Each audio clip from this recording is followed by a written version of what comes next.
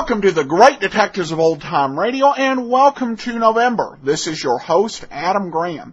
Reminder to please cast your vote for the show on Podcast Alley every month. You can also become one of our friends over on Facebook, facebook.greatdetectives.net, and send your comments to box13 at greatdetectives.net. A reminder that if you're in the United States, tomorrow is Election Day. And we encourage everybody to do their civic duty and inform themselves of the issues and candidates that are on the ballot, and to cast an informed vote.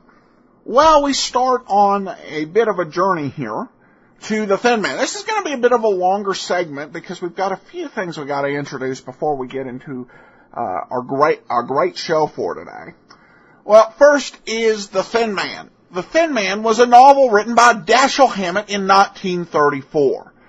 Now, if you say Dashiell Hammett, if people have an association, they're going to think of the Maltese Falcon and Sam Spade. But he also created Nick and Nora Charles, an ex-detective husband who married a rich heiress wife. And their witty comments and charming romance were a big feature of that story, and it came to Hollywood in 1934. And launched a successful 6-movie series, and right after the start of the Charlie Chan movies in 1931, it was one of the first big detective franchises. Well, what does this have to do with the radio? Lux Radio Theater had begun in New York enacting plays on the radio. They did 82 episodes of Lux Radio Theater from New York before they moved to Hollywood.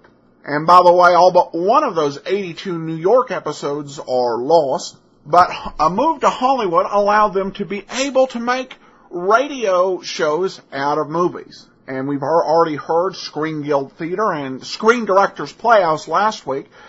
This was the original. And it was also the longest running radio show of this sort, beginning in 1934 and not going off the air except for summer break until 1955. 927 episodes, some great mysteries among them, and we'll be hearing more of them as we get the opportunity. For the Lux Radio Theater presentation, they bring back William Powell and Myrna Loy, who not only appeared together in The Thin Man, but they made another 7 movies between them, or together, I should say, from 1934 to 41. So they appeared in 13 Powell-Loy films, of which The Thin Man was just 6 of them. Powell, if you saw the video clip that I sent out over the weekend, which was the trailer to the Thin Man movie, Powell had appeared as that gentleman detective, Philo Vance, in a series of films, so he was no stranger to the detective genre. Well, it's a memorable and very charming performance. If you like this, and you like next week's show, you may want to see the movies on which they were based, and you can do that if you're a member of Netflix. Go to netflix.greatdetectives.net, and they have 5 of the 6 Thin Man films that are available for your viewing pleasure. Just add them to your DVD queue. Well, let's go ahead and we will get into The Thin Man. Hollywood, California, Monday, June 8th.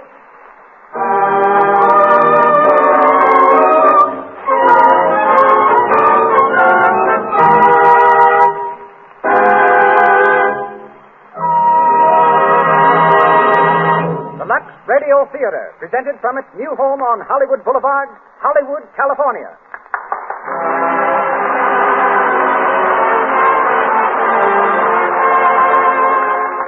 Lux presents Hollywood. Such great personalities as William Powell, Myrna Loy, W.S. Van Dyke, Lita Barra, James Seymour, Minna Gamble, Porter Hall, and many others will take part in this presentation sent to you by the makers of Lux Toilet Soap, the beauty soap of the stars. Appearing before a distinguished Hollywood audience, Mr. Powell, Miss Loy, and a cast of 18 great players present the play that has broken box office records from coast to coast, The Thin Man.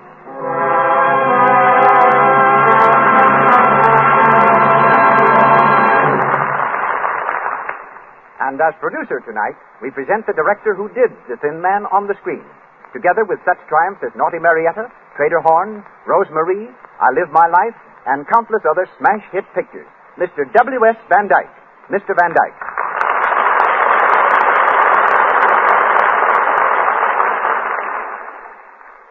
Hello, everybody. Well, it's a great scene at the Lux Radio Theater tonight.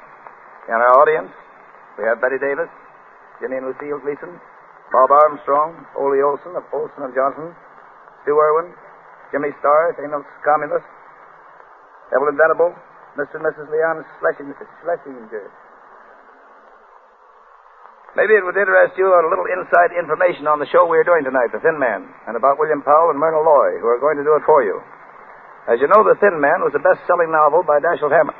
Hunt Stromberg, down at the studio, MGM, got a hold of it and brought it to me. Woody, he said, if you'll make this picture, I'll buy the story. Well, I read it, and while it was a good enough mystery story, there was something else about the book that struck me. Here was something new and fresh and very charming. A romance between a man and his wife. It's a story of a couple of kids that understood each other and had a blessed confidence in each other. Beneath all the casualness and all the wisecracking, there's a lovely, wholesome relationship. Something really deep and sweet and inspiring. Well, we decided to make the picture. Albert Hackett and Francis Goodrich wrote a swell script. William Powell and Myrna Loy played the parts. And how? They played them beautifully, because Powell was just Powell and Loy was just Loy. Both of them wisecracking all the time and clowning right through the picture. I suppose you know that plenty of motion pictures take from 2 months to a year to shoot. We did The Thin Man in 16 days, retakes and all. Of course, it wasn't a pretentious picture. We didn't make it as one. I hate epics. But it is evident that people liked it. It has been very interesting to study out how they could tell this story on the radio.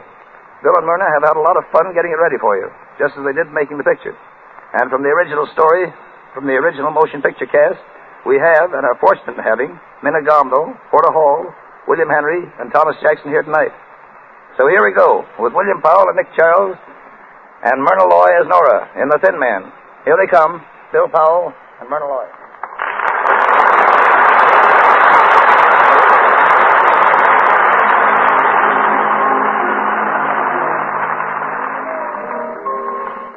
We're in a fashionable cafe, Montmartre, New York City. It's Christmas Eve, and the well-appointed dining room is filling rapidly. From the bar comes a good-looking young fellow of about 35, tall, casual, and worldly wise. He's Nick Charles, the well-known private detective, played by William Powell. And he's waiting for his charming wife, Nora, played by Myrna Loy. As he takes his place at the table, a young girl on the other side of the room recognizes him and hurries over.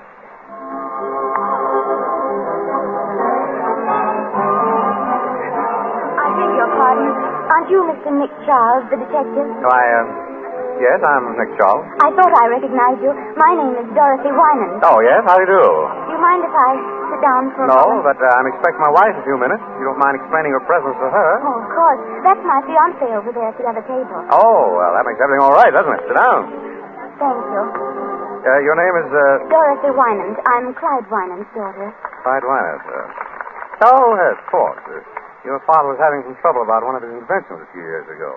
I handled the case for him. I know. That's why I want to speak to you now. Oh. Well, I'm not practicing anymore, Miss Winans. You see, I've retired. Please, Mr. Charles, I need you. Oh. What seems to be the trouble? It's Dad. He went away about 3 months ago, and I haven't heard from him. Not a word. I'm worried sick. Oh, I wouldn't if I were you. After all, he's an inventor. He gets an idea he wants to work on. It's only natural that he should hide away somewhere. He's done it before. Yes, but never for 3 months. Did you see him before he left? No. Mr. Macaulay was the only one he spoke to. Well, Macaulay and Julia Wolfe. She's Dad's secretary. Julia Wolfe. Oh, yes, I believe I met her. Macaulay is your father's lawyer, isn't he? Yes. His lawyer and his secretary both speak to him before he leaves, but no one knows where he went. He wouldn't tell them. What about your mother? He wouldn't tell her either? No. Mother and Dad aren't... They haven't seen each other for some time. Oh, I see. Well, I don't know just what I can do for you. Why don't you speak to Macaulay? Maybe he's heard from your father and forgotten to let you know. Oh, well, I'll call him now. That's a girl. Let me know how it turns out, will you? Of course. I'll be back in a few minutes. I'll be here. Madam, you can't bring that dog in here. Dogs aren't allowed. I'm sorry, but I'll be here. Asta, come here, boy. Here. Down, boy, but madam, down. it isn't only your dog. We allowed everyone. Oh, here you are. Asta, Quiet, Asta, quiet. Hello, Nora. I hear you brought the dog. I didn't bring him. He brought me. I think the doorman's mad, miss. Madam, I'm afraid you'll have to take the dog outside. It's all right, Joe. It's my dog and my wife. You might have mentioned me first. But, Mr. Charles, are you sure that... Of course I'm sure. He's well trained. He'll behave himself. nobody might bite someone? No. Only me, Joe. He only bites me. Yes, he's fussy about what he eats. Go ahead, Joe. I'll be responsible for him. Very well, sir. If you say so. There you are, my dear. See what an influential husband you've got? You do stand in the door, man. Mr. Charles. Oh, yes, Dorothy? May I introduce my fiancé, Andy Reed, Mr. Charles? How do you do? How do you do, sir? Any luck, Dorothy? Yes, he's just around the corner. Your father? No, Mr. McCauley. We're going to see him now. Oh, fine. Miss? Yes, my dear? Oh, I beg your pardon. Miss Wynant, Mr. Reed, my wife. How do you do? I'm sorry we have to rush, but you'll excuse us, Mr. Charles. Of course. We're to Normandy for a couple of weeks. Why don't you drop around? Thanks, we will. Goodbye. Goodbye. Goodbye, sir. Goodbye, Mrs. Charles. Goodbye. Pretty girl. You like blonde? You got tight? Only you, darling. Lanky brunettes with wicked jaws. Who is she? Dorothy Wynant, daughter of Clyde Wynant. I worked on a case for her father. Some nut wanted to kill him. Charming. What's the matter now? Wynant disappeared. I was afraid something happened to him. Has anything happened to him? My darling wife. How do I know? Funny, though. That secretary of his ought to know something. Secretaries usually do. Who is she? Julia Wolf. Smart girl, Julia. I always suspected she had some kind of hold on Wynant. That's why he kept her on. Maybe you ought to give her a ring. What for? Oh, just to say hello. Maybe. Want a nickel? No, I've got one. I'll be right back. Hello? I want Skylar, 40962. No, Skylar. That's right, 40962. Hello? Yes, Julie Wolf speaking. Who? Oh, hello, Mr. Charles. Yes? What was it you wanted to... Oh, no, I don't. He didn't tell me. Not a word. I'm sorry. Well, that's all right. Goodbye. Morelli. Coming. Well, who was that? Nick Charles. The detective? He wanted to know where Wynant was. Oh, yeah? Why? He didn't say. Did anyone see Wynant come here that night? The night you and him had the scrap? I don't know. Oh, no? Well, I guess I'll scram. Wait a minute, Morelli. Where are you going? Oh, taking a little stroll, that's all. If Nick Charles is going to pop up around here, I want to be far away when he does. Ah, don't be a fool, Morelli. Fool, huh? Hey, listen, sister, I got a record 9-inch and to come face to face with no dick. Sit down, Morelli. You need money, don't you? Yeah. What about it? You got some? Plenty. I'm Wynant's secretary. Oh, yeah? What do you mean by that? Wouldn't you like to know?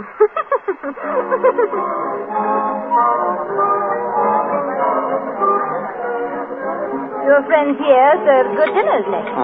All right. You still didn't tell me what Julia Wolf had to say. Nothing. She didn't know where he was, that's all. Finished? Finished. Let's get out. We'll grab a cab and get back to the hotel. Ready and willing. Where's my purse? Come on, Esther. Joe, call me cab.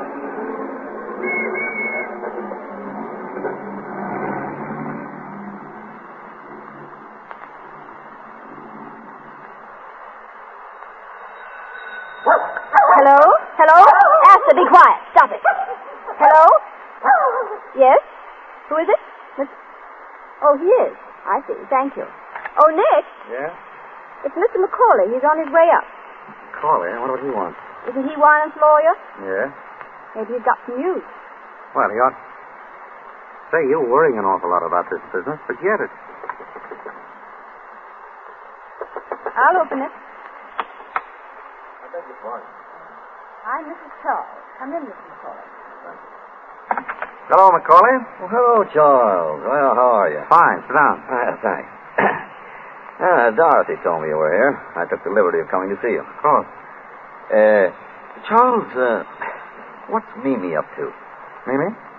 Oh, Dorothy's mother. Does she have to be up to something? She usually is, trying one way or another to get money out of Wynant. I wanted to find out if you were, sleuthing for her. I haven't been a detective 4 years. Oh, you don't say. Oh, my wife's father died and left her a lumber mill, a narrow gauge railroad, and, a couple of other things. I'm looking after them. I see. What's all the fuss about? Is Wynant in hiding? Well, you know as much about it as I do. I haven't seen him in 3 months. He sends word through Julie Wolfe when he wants money. I give it to her, and she gives it to him. Mine? Hello? Oh, just a moment, please. It's for you, Mr. Macaulay. Your office. Oh, thank you. Hello? What? He is? Well, where is he? Oh, very well. Well, he's back in town. Mr. Wynant? Yes, thank heaven. He's waiting for me now. Well, I've got to rush. I'll tell you, it's no joke working for a man like that. Oh, goodbye, Mr. Charles. Goodbye, Charles. Long? Merry Christmas. Same to you.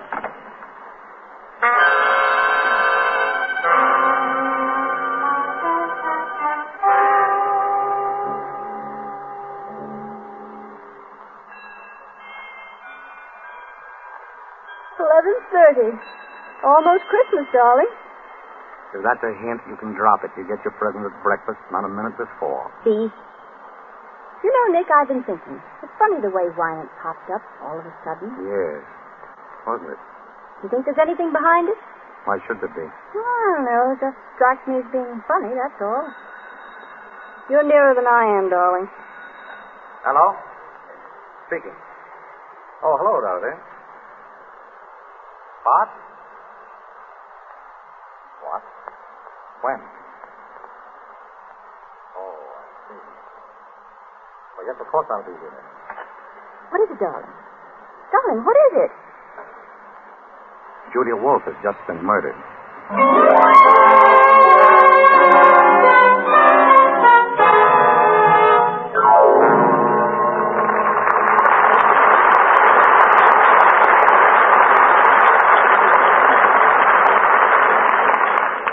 You are listening to William Powell and Myrna Loy in the story of The Thin Man from the stage of the Lux Radio Theater in Hollywood Boulevard. Before we go on with the story of Nick and Nora, we want to take you on a quick tour of Hollywood.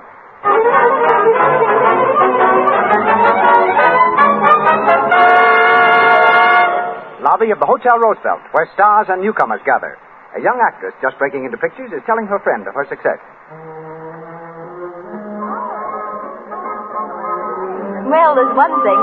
I've got one of the best managers in Hollywood, and that means a lot. Oh, but the rules he's laid down for me. Gee, what do you mean, rules? Well, you'd think I was going into training for the Olympics. I've got to lose 5 pounds. I've got to take lessons in singing and diction, and of course my complexion's got to be perfect. I've got to be more careful than ever not to get little blemishes or enlarged pores and what they call cosmetic skin.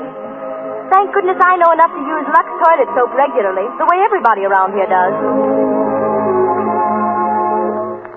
9 out of 10 beautiful Hollywood screen stars use Lux toilet soap, and have for years. Here's what the famous Claudette Colbert has to say. When I tell people how simple my complexion care is, they always seem surprised.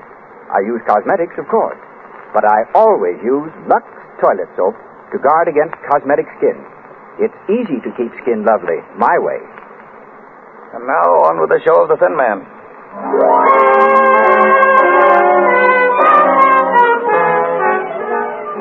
An hour has gone by since Nick heard about the murder of Julia Wolfe. In the living room of their suite at the hotel, Nick and Nora are listening to the radio. A news reporter is broadcasting the latest developments of the case. And here's the latest news of the Julia Wolfe murder. The police have found out that the beautiful blonde secretary was a gangster's girl. They're spreading the dragnet for one Joe Morelli, said to be hiding out somewhere in the city. In Paris today, the Chamber of Deputies... Never mind the Chamber of Deputies. Joe Morelli, that's what I wanted to know about. Well, did you get any more information out of headquarters? As much as they had. Julia Wolfe was shot and killed about 9 or 9:30. Body discovered on the floor of a living room a little after 11. Who discovered it? That'll surprise you. Mimi Wynant. Dorothy's mother? Right. What was she doing there? I don't know. Where's Clyde Wynant? Still missing. Missing? But Macaulay was going to see him. They had an appointment. Well, I spoke to Macaulay. Weiner never showed up. Nobody knows who he is. It's going to be pretty tough on Dorothy, isn't it? Meaning what? Meaning that it looks as if Clyde Weiner skipped one appointment in order to keep another with Julia Wolfe. You think he killed her? Oh, it's just a guess. You're the detective around here, darling. Oh, that's Dorothy. She said you wanted to see me. Well, come in, Dorothy. Thank you. Is anyone here? That's Nora. Have a seat. Oh. Hello, Dorothy. I'm sorry for breaking in on you like this. Oh, that's all right. We're used to it. Anything wrong? Julia Wolfe is dead. Yes, we know that. Here's the gun she was shot with. What are you trying to tell me? That you did it? Yes. I hated her. She kept me from seeing my father. I went down there to ask her where he was. She wouldn't tell me. I shot her. Where did you hit her? Why, in the heart. Pretty good shot you are. What did she do? She fell down. Did she make any sound? Didn't scream? I don't know. Which way did she fall? She fell over backwards. Oh, yes? People fall toward a shot, you know, not back from it. I knew you were lying. Oh. All right, come on, now, brace up. Where did you get this gun? I bought it in a pawn shop. I thought so. Why did you say you did it? Whom are you trying to shield? Oh, please, don't ask me. You got to tell me. Nick, let me handle this, will you? Dorothy, look at me. Nick is trying to help you. Why don't you help him? You were trying to shield your mother, weren't you? No. Your father, then. Dorothy. Yes. My father. Why do you think he did it? Mother was the first one to find Julia Wolfe. She saw something in Julia's hand and she took it. What was it? A watch chain. It belonged to my father. So you think your father did it? I don't know. Did your mother turn the chain over to the police? No, she kept it. She didn't tell them anything about it. But she showed it to you? Yes. Why did your mother go to Julia Wolfe's apartment in the first place? She went to ask for money. Oh, money again, huh? Yes? Oh, have them come up, please. Who is it? Dorothy, I wonder if you'd mind waiting in the bedroom. Of course. It'll be only a minute. Well, Nick? It's Mimi Wyman. Alone? She's never alone. Dorothy's brother is with her. Screwy college kid. And, some guy by the name of Chris Jorgensen. Jorgensen? Who's he? Macaulay told me about him. A hanger-on type. I think he's after Mimi's dough. But she hasn't any. Maybe that's why she wanted to get some from Julia. I'll take it. Hello. Nick, how are you? Fine. Come in, Mimi. Thank you, Nick. This is my son, Gilbert. How are you? Very well, thank you. And Mr. Chris Jorgensen. He's an old friend of mine. How do you do? How do you do? Sit down. Sit down. My wife. How do you do? Mrs. Wynant, Gilbert Wynant, and Mr. Jorgensen. How do you do? Well, Mimi? Nick, I've never been in such a state in my life. You know, of course, that I was the one who found Julia Wolfe. So we've heard. Oh, my dear, it was terrible. I walked in and there she was, lying dead on the floor. I meant to ask you, Mother, was there much blood? Gilbert, don't be so morbid. But I'm interested in murders. You know, Mr. Charles, I formed a theory about this one already. That's so. In my opinion, the man who did it... Gilbert, be quiet. You don't know anything about it. Oh, but I do. Be quiet. You were saying, Mrs. Wyman? About finding Julia Wolfe. I was simply petrified, and such a mystery. Clyde Weiner's crazy, absolutely crazy to stay away at a time like this. No wonder the police think he had something to do with it. What do you think? Oh, I know he didn't, but I wish I could find him. I have something very important to tell him. And Macaulay won't help at all. He thinks I just want money. Well, don't you? Oh, Nick, you're always teasing. Mrs. Wyman, were you alone when you found Julia Wolfe?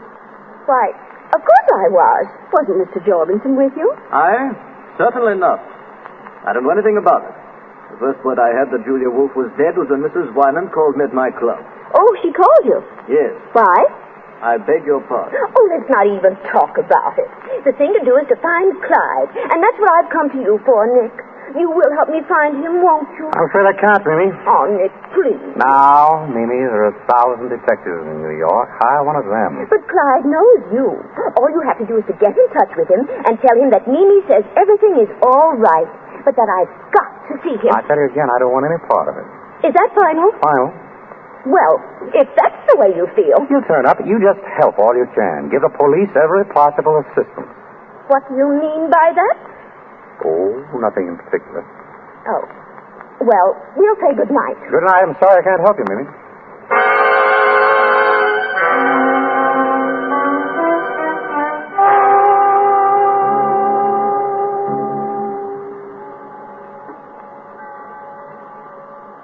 Hello. Is this the Normandy Hotel? I want to speak to Mr. Charles. Yeah, Nick Charles. Hello, Mr. Charles? Say, I'm sorry I woke you up. But, Mr. Charles, I'd like to lay a proposition before you. It's about the murder of Julia Wolf. Well, what's the difference who I am? Oh, wait a minute. All right. Wait a minute. Don't hang up. I'll tell you who I am. But you got to keep it under your hat. I'm Al Nunheim. Yeah, Nunheim. Now listen, I know who murdered Julia Wolf, see? Sure I do. And I'll spill it to you for $5,000. I'll tell you how I know. Because I was outside of her apartment when she was shot. And I saw the one who did it. And I'll spill it to you when I get... Hey, wait a minute. Hey, I can't talk now. I'll call you again. Hello? Hello? Hello, are you still there? Hello? What's up? Now what's on? I don't know. Some crank, I guess. He hung up. You better get back to bed and get some sleep.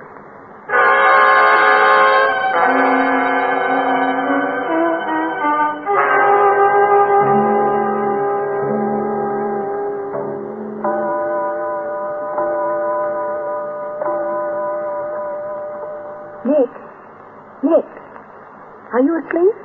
Yes. Good. I want to talk to you. That's jolly. Don't you think you'd like to go back to detecting once in a while just for the fun of it? Can't you get to sleep? No. Everybody says you were a grand detective. They were kidding you. I'd like to see you work. Tomorrow I'll buy you a whole lot of detective stories. Oh, that poor girl's in an awful spot. There's nothing I can do to help her. She thinks you can. It wouldn't hurt you to find out if you could, would it? Darling, my guess is that Wynant killed Julia and Dorothy knows it. And the police will catch him without my help. Now, please put out the light. I'm tired. Oh, all right. But I'm mad at you. Mm-hmm.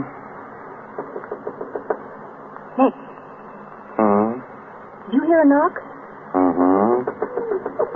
Shut up, Astor. You want to answer it, Nick? Oh, good Lord. All right, stay in bed. I'll do it myself. Well? Mr. Charles here. Yes? I gotta talk to him right away. What about? What's going on? What's going on? There's someone to see you, Nick. That's great. I was afraid I'd have to go to sleep. Come in. Yeah. How about a chair, Mr. Stay where you are, both of you. I got you covered, so don't move. A stick-up. No, it ain't a stick-up. But I gotta talk to you, Mr. Charles. I want you to tell me something, and I want you to give it to me straight. You get me? Do you mind putting that gun down? My wife doesn't care, but I'm a very nervous person. Thank you. All right, shoot. What's on your mind? You don't need to tell me you're tough. I heard about you. I'm Joe Morelli. I've never heard about you. I didn't bump off Julia. All right, you didn't. I haven't seen her in 3 months. We were all washed up. Why tell me? I wouldn't have any reason to hurt her. She was always on the up and up with me. But that dirty little rat Nunheim, well, he got sore because she liked me and hated him. So he put the finger on me. That's all right, swell, brother, only you're peddling your fish in the wrong market. I've got nothing to do with it. Now, listen. The boys used to say that you were okay, a square guy. Now, that's why I'm here. What's the law doing to me? Do they think I did it? Or is it just something else to pin on me? I'd tell you if I knew, but I'm not in on this. Ask the police. Now, that'd be very smart. The boys would love to have me come in and ask questions. They'd like it right down to the end of their blackjacks. Now, I came to you on the level. The boys say you're on the level. Be on the level. I'm on the level. If I knew anything, I'd... Who's that? I don't know. This is your party. Open up. Open up. This is the police. The police? Dirty two-timer. Look out, Nora. Oh! Give me that gun. You rat, I'll show you. Drop that gun. Drop it. You'll double cross me, will you? Come on, drop it. Give it to me. Give me the gun. Grab it. Let me go. Let me go, I said. I'll take that gun. Thanks, officer. You almost had me. Get some water, Joe. Nora. Are you all right, Nora? I'm Inspector Gill of the Homicide Squad. You're in a good place, Inspector. Who's that woman on the floor? My wife. This guy shoot her? No, he tried to shoot me. I socked her in the jaw to get her out of the line of fire. I guess I hit her too hard. Nora. Oh. Look at me, Nora. Are you all right, darling? Oh. You darn fool. You didn't have to knock me out. I knew you'd take him, but I wanted to see you do it. She's all right. Okay, Slattery. Take Morelli downstairs. Come on, don't push. I said don't. How'd you people have to pop in, Inspector? We hear this is getting to be a sort of a meeting place for the Winans family. So we figured we'd stick around in case the old man himself shows up. Then we seen Morelli sneak in, and we decided to come up. And it was pretty lucky for you, too. Yeah. Morelli a friend of yours? I never saw him before. What's he want of you? Wanted to tell me he didn't kill Julia Wolf. What's that to you? Nothing. What did he think it was to you? Ask him. I don't know. I'm asking you. Keep on asking. Oh, so you're going to keep mum, huh? All right, Mr. Charles. I won't bother you tonight, but I'll be in tomorrow morning, and I'll have plenty of things to ask. Good night. Thank you, Inspector Gill. Next time you come, try to stay longer.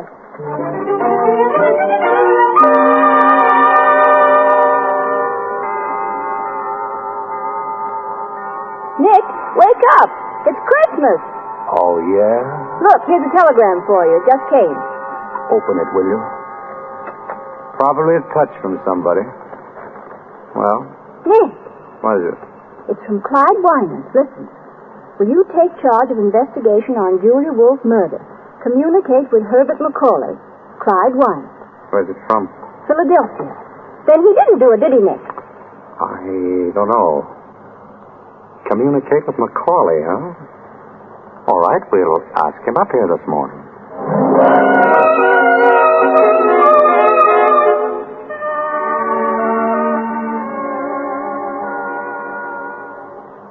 There you are, McCauley. What do you think? He wants you to handle the case. Yeah.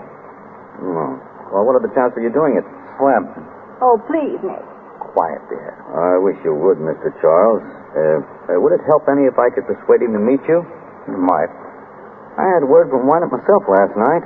He gave me a code message to insert in the newspapers in case I wanted to get in touch with him. It wouldn't do any harm to put it in. I'm sure you could clear this up. Oh, Wynant will only come back. It doesn't look well he's staying away at a time like this. Yes? Oh, just a minute. For you, Mr. McCauley. Police Department. Police department? Hello? Where? In Allentown. Yes. Well, when's the next train? Right. I'll get that. Well?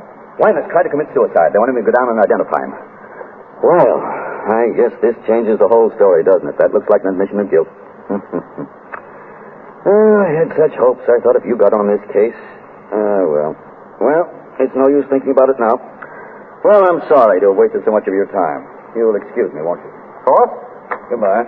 Bye. Well, that's that. What's the matter with you? Oh, the mystery's all gone.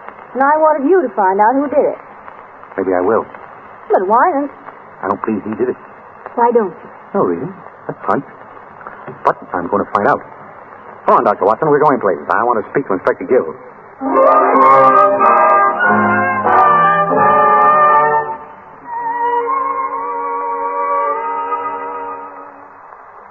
Man to man, Mr. Charles. Are you working on this case? Man to man, Inspector Gill, I'm not. But he's interested. I don't mind telling you I'd rather have you in on the right side. You mean not on Winans' side? I'd rather have you working with us than against us. So would I. It's a bargain, then. Do you know about the case? I read the papers. And what about the suicide? Oh, that's a phony. The men didn't even have to go down. Yeah, I thought it might be. From now on, they're going to think that every thin man over 6 feet with white hair is Winans. Do you think that Wynant did it? It looks like he planned something. He shut up his apartment and his shop. But there's nothing yet to clinch it. 50 will get you 100 that Winans didn't do it. Who's your candidate? I haven't got that far yet. I don't think that everything points to Wynant. What about the alibis? They're all okay. Mrs. Wynant, the boy, Dorothy, McCauley, even Morelli. What about Jorgens? Huh? Oh, I'll check on that. Well, I'm afraid this is kind of dull for you, Mrs. Charles. Dull? I'm sitting on the edge of my chair. Frankly, I'm stunned. I don't know what to do next. What about you, Charles? Me? No, but I've got a hunch. What is it? I got a call last night. I thought it was from a crank. but I've changed my mind. Whoever it was knew something. And I've got a feeling I'll hear from him again.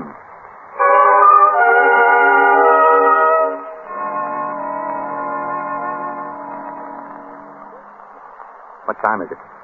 Almost 10. Still waiting to hear from the crank? And how? Here, give me that quick. Hello? Yes? Yes? This is Nick Charles? Who? Can't hear you. I said I can't hear you. You have to speak louder. I can't speak any louder.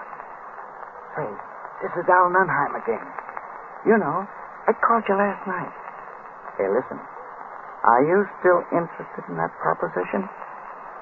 Yeah, huh? All right, then. Now, here's the dope. And get this straight. The man who killed Julia Wolf...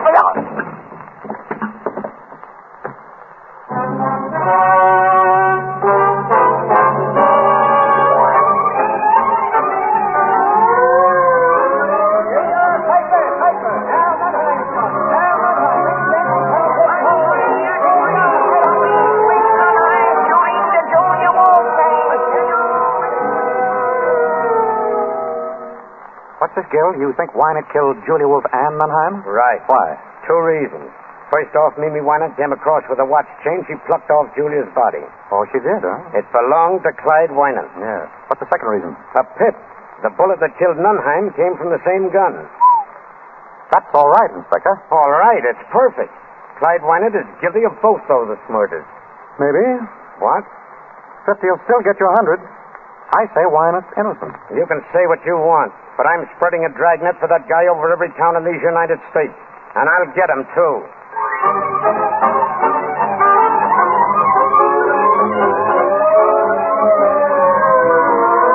Calling all cars, cover all roads leaving city. Pick up Clyde Wynant, tall, thin man, last seen wearing dark blue suit. Clyde Wynant. Do you think they'll find him, Nick? He must be in New York. Probably is. Oh, it's getting me down. I saw Dorothy today. Yeah? What? She's broken off her engagement. What for? Oh, don't ask me. She was a little hysterical. Something about not wanting to ruin her fiancé's life. Daughter of a murderer and all that. Oh, poor kid. Well, see you later, darling. Where do you think you're going? I'm going to take out for a walk. He's just been for a walk. We're going sightseeing, aren't we, Esther? Nick, what are you up to? I've got a hunch. I'm going down to look at Wynant's shop. I want to find out why it's closed. Well, why shouldn't he close it? He went away. He went away lots of times when I knew him, but he never closed his shop. I've got a hunch something's up. You mean he might be hiding there? I don't know, but this thing's got my goat. I've got to find out. Nick, I won't have you going down there at this hour of the night. He's a crazy man. He might kill you. It'll be all right. I've got Asta to protect me. All right, go on. Go on. See if I care. But it's a dirty trick bringing me all the way from New York just to make me a widow. You wouldn't be a widow long. You bet I wouldn't. Not with all your money. You dog. Goodbye, darling. Nicky, take care of yourself, won't you? Sure I will. Don't say it that way. Say it as if you meant it. Why, I believe the little woman cares. I don't care. I'm just used to you, that's all. Sure. So long, darling. Come on, Asta. Go on, go on. Goodbye. Call me, darling, please. I'll be waiting to hear from you. Asta, if you let anything happen to him, you'll never wag that tail again.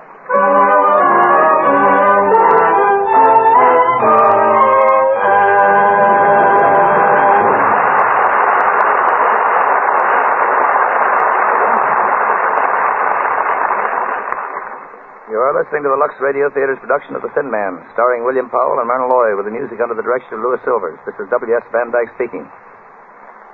We have here tonight the man who wrote the great picture, Lawyer Man, for Bill Powell here. He's a producer, too, but just on the writing end. He's done many great pictures, 42nd Street, The Gold Diggers, King of Burlesque, and lots of others, including an original musical, Ladies in London, which you'll be seeing soon. And here he is, the man whose name you'll see on the screen before the picture starts. One of Hollywood's greatest picture writers, James Seymour. Come here, Jim.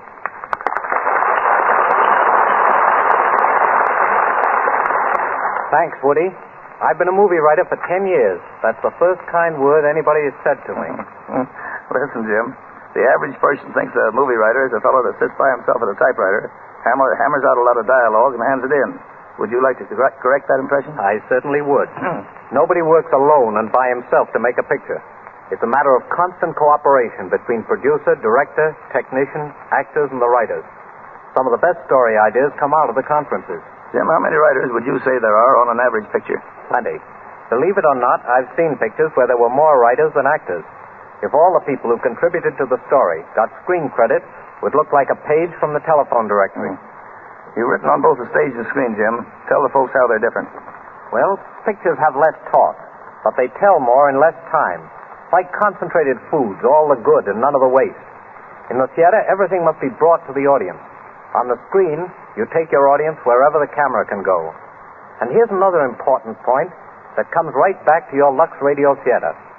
On the stage, the star just enters. But on the screen, she's introduced with a big close-up.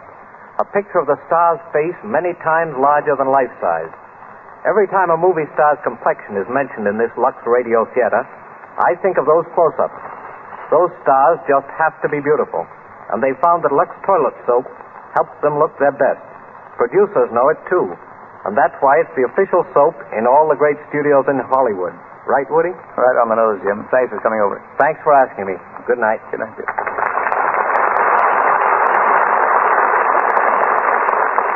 We pause for station identification. This is the Columbia Broadcasting System. The Thin Man.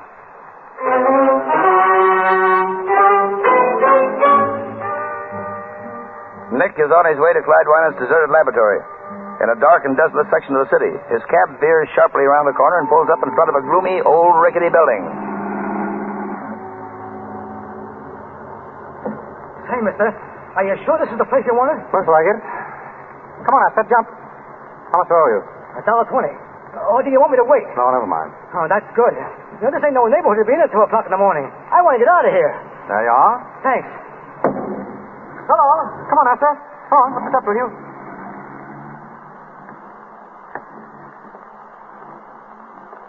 Hello. Nora, what are you doing here? I beat you down. I want to go with you, Nick. Now, listen. No. You're not going in that place alone, and that settles it. Now get out that skeleton key of yours and open that door. I'm here to stay. All right, come on. Ted. Darling.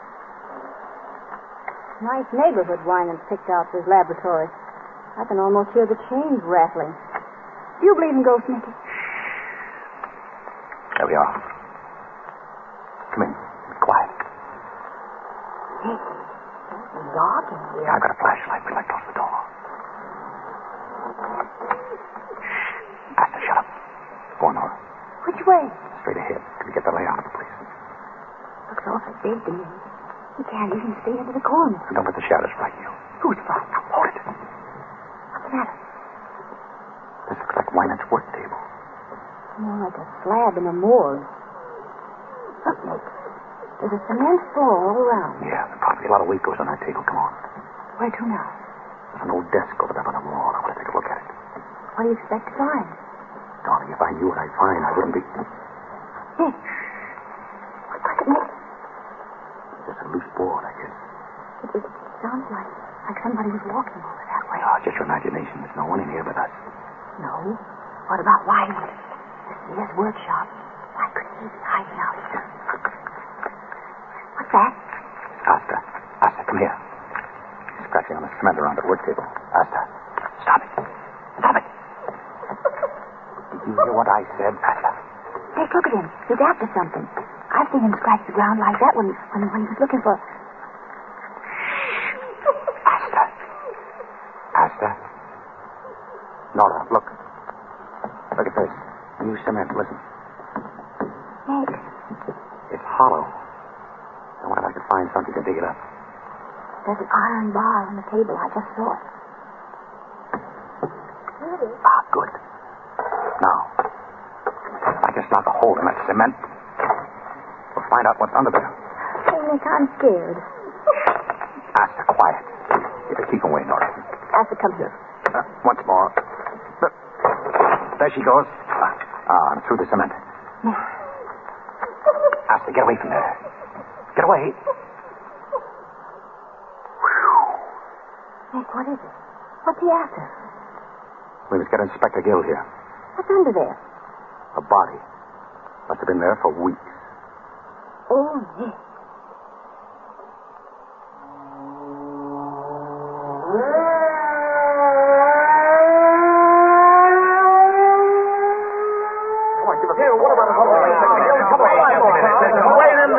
Wait now, you reporters. You'll get the story as soon as I can give it to you. Until then, you gotta leave this alone. Come on now, get out. Those reporters are enough to drive a guy nuts. Well, you were right, Nick. It was a body. A skeleton, rather, buried in lime. I wonder what Wynant had against this one. Did you find any clothes? Yeah, but no identification on them. Just a silver belt buckle with the initials DWR. DWR. Who is that? I got a good idea. That case you worked on, the guy who threatened to kill Wynant. What was his name? Oh, Rosewater. Yeah, Rosewater. He said Wynant tried to steal an invention, didn't he? Yes, but we figured it was just blackmail. Just the same, Wynant wouldn't mind having him out of the way, would he? And according to the doc, the body's been there at least a couple of months. That's just about the time Wynant closed the shop. Right. Did you put the skeleton under the fluoroscope yet? Half an hour ago, we found the bullet he was killed with and something in the leg bone. An old piece of shrapnel. Shrapnel? Yeah. Why? Shrapnel in the leg bone. He probably limped. What do you mean? Oh, nothing. Well, so long, Inspector. I'm going to pick up my wife, take her home. It's been a long night. So long. Give her my best, will you? Right.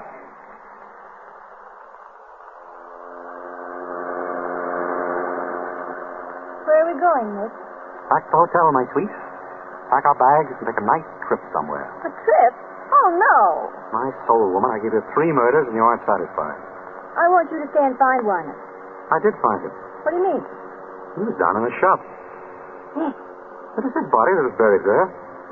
Wynant's body? Yeah. But they all said it was Rosewater. Oh, that's what they think. What makes you so sure it's Wynant's body? Several things. The clothes, for instance.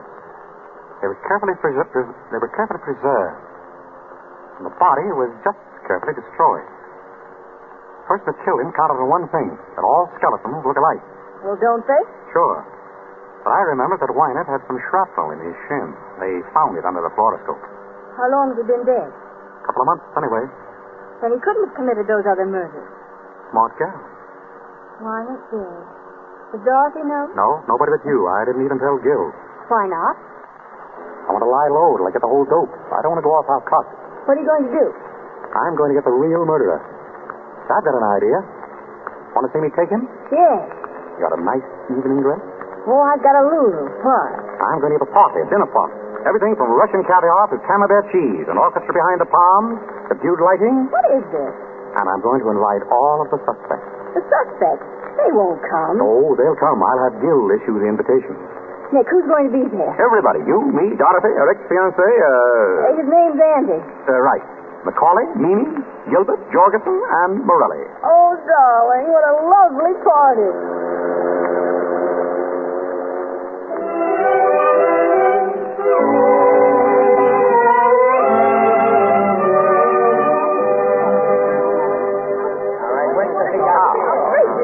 Good evening, everybody. Mr. Charles, what is the meaning of this? The meaning of what, Mimi? Why were we all rounded up like common criminals and brought to the sitter? To eat, Mimi, and talk. Will everyone please be seated? Dorothy here. Thank you. Andy, next to her, please. Oh, but Mr. Charles, Please. Very well. Mimi on the other side of Andy. Mr. Jorgensen over there, please. Very kind, Mr. Charles. Not at all. Mr. Macaulay next. Of course. Morelli? What? Right where you are. Now, say, listen. Sit down. And Gilbert, you can sit just opposite Mama. Mr. Charles, I have a theory. We'll listen to it later. Inspector Guild, you and your men will stand by the door, please. Sure. Fine. Now, Nora, if you'll sit here by me. Delighted, Mr. Charles. Pleasure, Mrs. Charles. Now, we're all ready to begin. Will you please pass the celery, Mrs. Wynant? No, I will not. I demand to know why we are here. Before dinner? All right.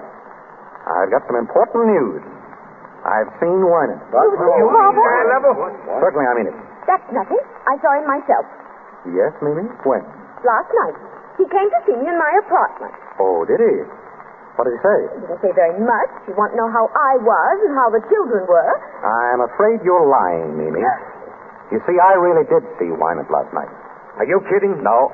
Why didn't you tell me? Why didn't you hold him? Because I found out for certain that he didn't commit the murders. You know that's ridiculous. Now, wait a minute. Let him have his say. Thank you. Morelli, you knew Julia. Was she jipping Wynant?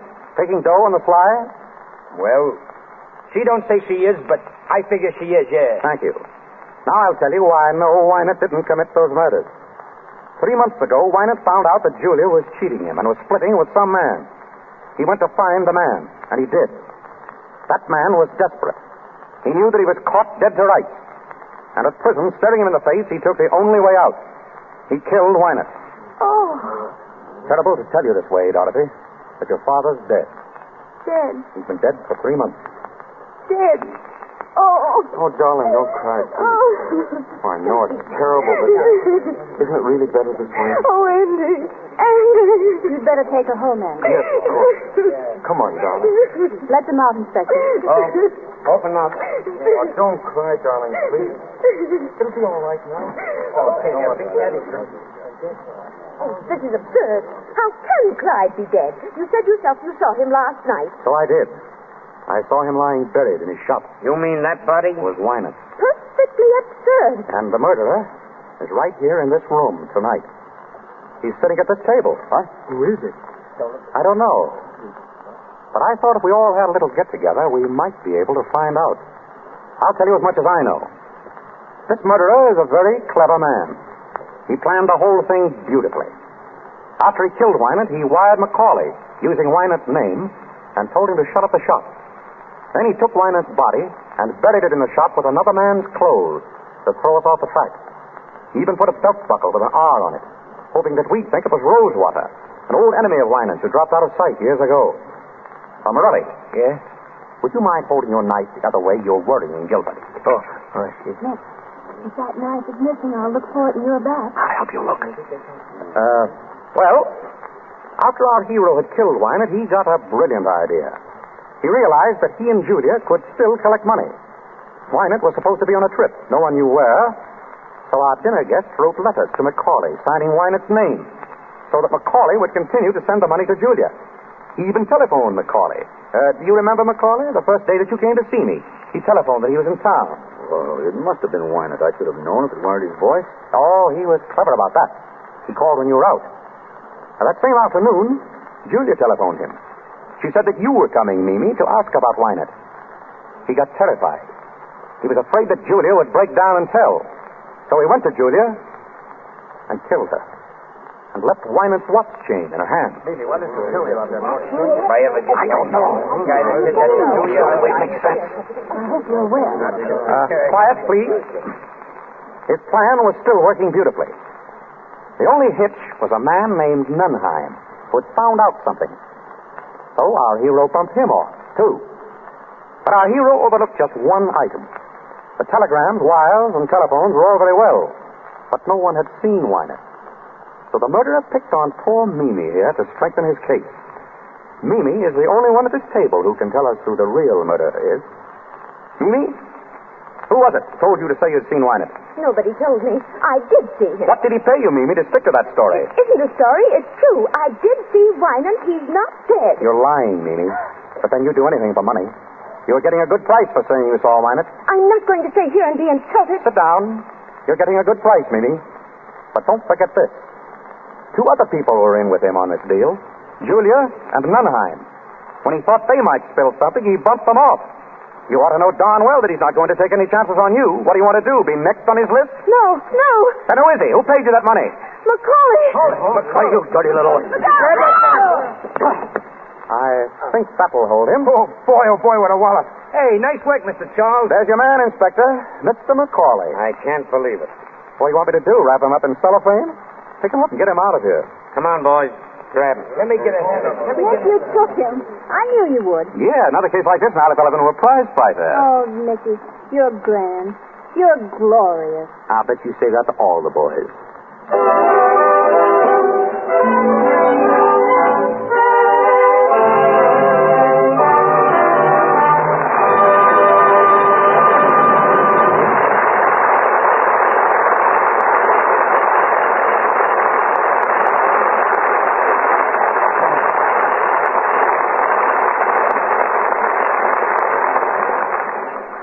Well, that's that. The story of the Thin Man with William Powell and Myrna Loy. I'm going to get them back out here in a minute to talk to you. As you know, these broadcasts from the Lux Radio Theater are quite an event in Hollywood. And among our many friends here tonight, as well as the greatest stars of the silent pictures. I admired her from afar when she was doing such magnificent spectacles as Cleopatra, and I was just an extra. Today, she is the wife of one of our leading film directors. I've known her for many years as a most charming and gracious lady. And I want you to meet her now, Miss Theda Barra.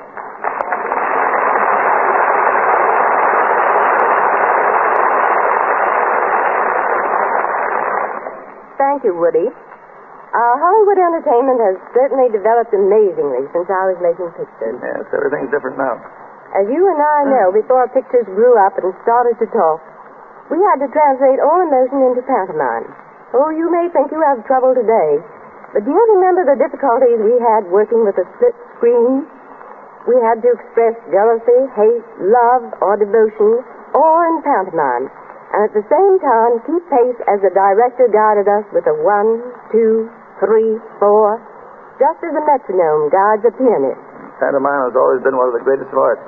And may I say, Miss Barra, I've always thought that you were one of the greatest masters of that art. Oh, you're very kind, Woody. We worked awfully hard making those pictures.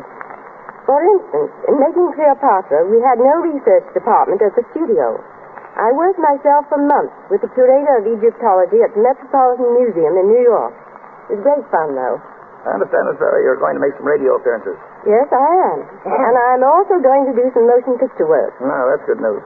I'm considering an offer now, running through scripts and ideas. Oh, I just hope everyone will be as happy about another Theda Barra picture as I am. The public has been very good to me in the past. And I know they'll be awfully glad to see you again. I'm sure it'll be a great thrill not only seeing you, but hearing your voice. Thanks, Miss Barra, for joining us tonight. I'm glad I could. Good night.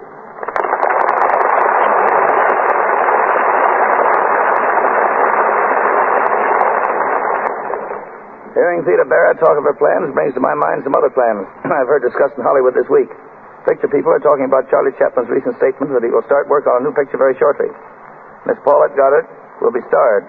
Chaplin will write and direct, but will not act in it. A disappointment to many of us. Barbara Stanwyck and Robert Taylor are starting a new picture today, and I'm tickled to death that I got the job directing. It's called His Brother's Wife. Speaking of Bob Taylor, there's a lad who is going places. He's got a great future. And sometime in that future, he's going to do Armand to Greta Garbo's Camille. Bill Powell and Myrna Loy here are interested in the making of MGM's picture The Good Earth. Louise Rayner, who is with them in The Great Ziegfeld, and Paul Muni are the stars. And now Bill Powell and Myrna Loy are coming out on the stage. Arise, Bill, Myrna.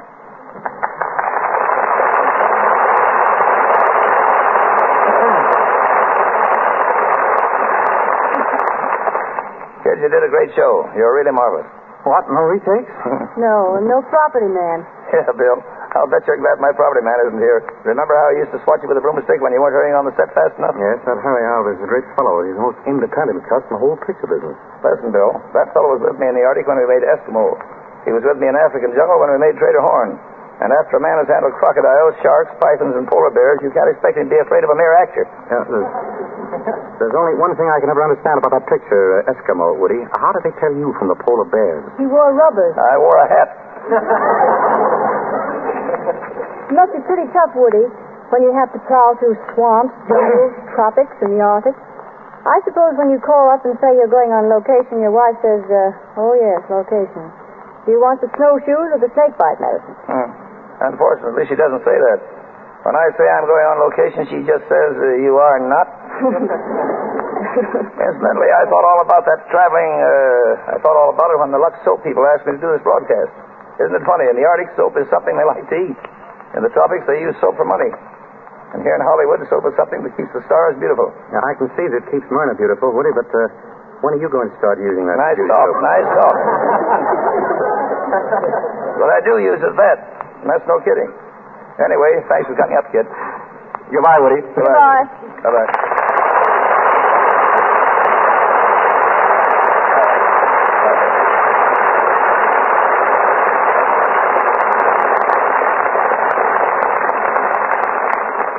Before I tell you about next week's show, I'm going to ask our announcer, Mr. Rick, to tell you more about the cast and about Hollywood studios who are cooperating with us. Our cast of characters tonight: Nick, William Powell; Nora, Myrna Loy; Mimi, Minna Gamble; Macaulay, Porter Hall; Dorothy, Barbara Luddy; Gilbert, William Henry; Chris Jorgensen, Brett Morrison; Julia Wolfe, Margaret Brayton; Inspector Guild, Thomas Jackson; Morelli, Wally Mayer; Nunheim, Ernie Adams. Our director, W.S. Van Dyke, and our stars, William Powell and Myrna Loy, appeared through courtesy of Metro-Goldwyn-Mayer, as did Mr. William Henry, and Porter Hall through the courtesy of Paramount. The musical director of this program, Mr. Louis Silvers, appears through the kindness of 20th Century Fox. And now, here is your producer, Mr. W.S. Van Dyke. Thanks to all of you in the cast. You did a swell job. Next week, ladies and gentlemen, the Lux Radio Theater is going to have a great show for you, and believe me, Al Jolson and Ruby Keeler are going to be here to appear in Burlesque. It was a smash hit on Broadway and then a great moving picture, and now it's going to make a marvelous radio vehicle for Al Jolson and Ruby Keeler. I think you'll like it.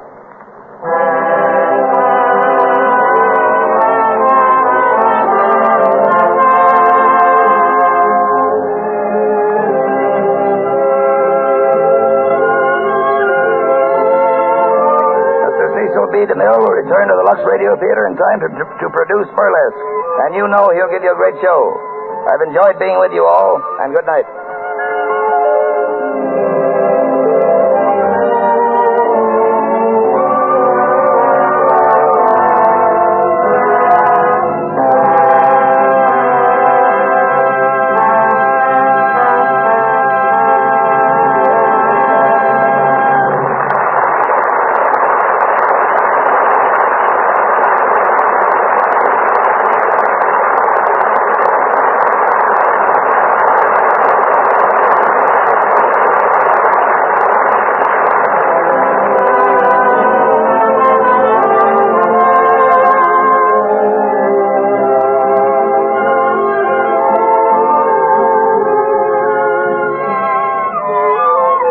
This is the Columbia Broadcasting System.